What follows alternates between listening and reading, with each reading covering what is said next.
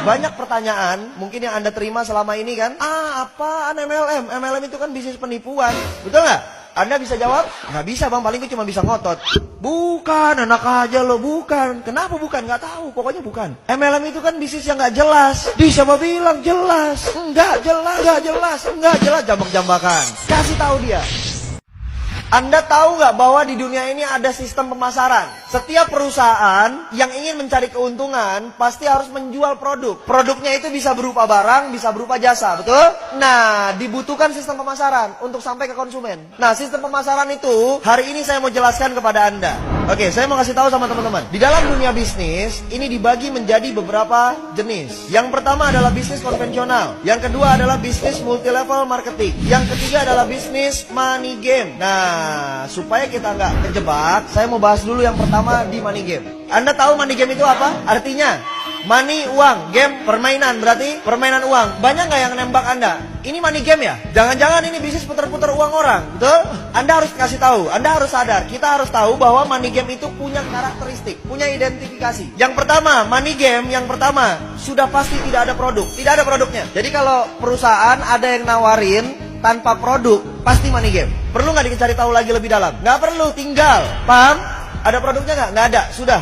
Tinggal. Identifikasi yang kedua, ada produk tapi harganya selangit. Contoh, produknya harganya selangit itu dibandingkan sama produk-produk yang ada di pasaran. Contoh misalnya odol. Odol biasa beli Pepsodent berapa harganya? Goceng, ceban gitu ya. Nah, ini ada perusahaan misalnya, dia punya produk odol juga. Harganya berapa? 50.000, 100.000. Apa kelebihannya? Pas sikat gigi, giginya jadi emas. Paham nggak maksud saya nih? Jadi harganya terlalu berlebihan, terlalu jauh. Produknya misalnya air minum, air mineral. Air mineral biasanya berapa? 5.000. Ada nggak yang jual sampai 50.000? Itu money game, itu identifikasi money game. Yang ketiga, sebenarnya tidak ada produk, tapi pura-pura ada produk. Biasanya sistemnya cicil atau tabung. Misalnya contoh, perusahaan itu menawarkan Anda produknya emas, tapi nanti dapat barangnya tahun depan. Jadi setiap bulan Anda taruh uang dulu. Perusahaan itu menawarkan travel, perjalanan umroh, perjalanan haji. Sifatnya tabung tiap bulan. Kapan dapatnya? Ntar 2 tahun lagi, ntar tahun depan. Nah, itu hati-hati, itu money game. Pura-pura ada produk, padahal produknya nggak tahu kapan adanya. Produknya nggak jelas. Paham? Dan ini udah banyak di masyarakat. Jadi 3 identifikasinya. Anda ketemu sama perusahaan seperti ini yang nggak ada produk, atau produknya harganya selangit, atau nggak ada produk tapi pura-puranya ada produk dengan cara mencicil atau menabung. Sudah, tinggalkan. Itu bukan perusahaan yang benar. Paham? Oke. Kemudian konvensional, ini yang terjadi di sekitar kita. Pasti ada warung atau toko di sekitar Anda, betul ya? Nah, konvensional ini sistemnya begini. Semua perusahaan, tadi saya bilang, semua perusahaan pasti sifatnya melakukan penjualan, betul? Yang dijual apa? Produk. Nah, barang tersebut pasti diproduksi dulu kan? Di mana? Pabrik. Dari pabrik, apakah langsung ke konsumen? Tidak. Dia lari dulu ke distributor besar. Dari distributor besar, dia lari lagi ke distributor kecil. Dari distributor kecil, dia lari lagi ke agen-agen. Dari agen, dia lari lagi ke warung-warung atau toko. Dari warung-warung, baru dia lari lagi ke konsumen. Paham? Oke, yang saya mau tanya, konsumen tahu nggak ada barang yang di warung, ada barang di agen, ada barang di distributor kecil, di distributor besar? Taunya dari mana? Harus ada iklan. Bayar nggak iklan? Mahal nggak bayar iklan? Mahal, betul? Terus, dari pabrik ke distributor besar, ada nggak biaya distribusinya? Ada biaya pengiriman? Ditambah harganya? Contoh misalnya, ini harganya 2.000 dari sini, 2.000 perak. Sampai ke distributor besar, dari distributor ke distributor kecil, harganya tetap 2.000 atau berubah? Berubah jadi 4.000, betul? Dari ini ke sini, dari distributor kecil ke agen, berubah lagi jadi 6.000, 8.000 misalnya, betul? Dari agen ke warung, sudah nyampe angka 12.000. Dari agen ke warung, dari warung ke konsumen, harganya jadi 20.000. Paham nggak? Padahal modal awalnya berapa? Nah, kelebihan itu banyak dibagi-bagi. Menjadi jalur distribusi, menjadi jalur iklan, menjadi jalur marketing. Itu di jalur apa? Konvensional. Semua warung begini, semua barang yang ada di sekitar Anda begini prosesnya. Rokok begini, sampo begini, sabun begini. Paham? Oke. Saya nggak banyak bahas di situ. Yang saya banyak mau bahas adalah nih, multi level marketing.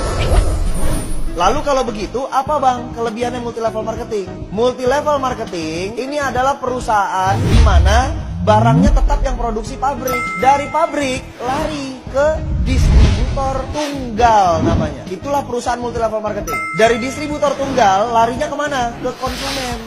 Langsung. Loh, terus bang, kan konsumen ini kan member. Ya, dia member. Terus Member biasanya tugasnya ngapain? Cerita, betul? Akhirnya ada orang yang gabung sama dia, betul ya? Berarti si konsumen ini bisa menciptakan konsumen yang lain ya? Artinya apa? Konsumen ini otomatis garis miring marketing. Berarti konsumen ini garis miring bintang iklan. Berarti konsumen ini garis miring apa? Distributor. Paham? Dari sini konsumen menciptakan konsumen lagi, menciptakan konsumen lagi. Harganya dari pabrik ke distributor tunggal, dari distributor tunggal ke konsumen, ke sini sama semua nggak? Sama.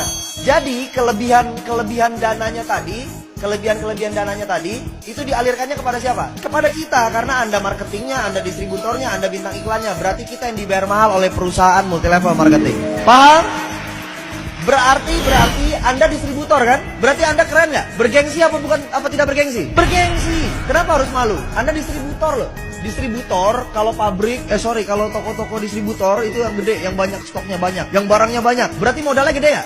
Kalau kita di multilevel marketing, modalnya perlu gede nggak? Nggak perlu, paham?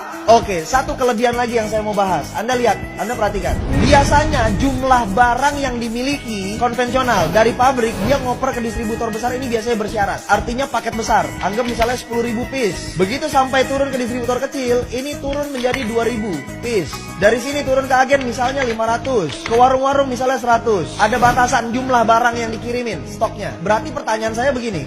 Si warung ini bisa nggak lebih kaya daripada agen? Nggak mungkin orang jualannya cuma 100 tiap hari. Agen jualannya 500 tiap hari. Mungkin nggak dia lebih kaya daripada ini? Tidak mungkin. Agen mungkin nggak lebih kaya daripada distributor kecil? Tidak mungkin. Distributor kecil mungkin nggak lebih kaya daripada distributor besar? Tidak mungkin. Betul? Oke. Sekarang saya mau tanya. Multilevel marketing.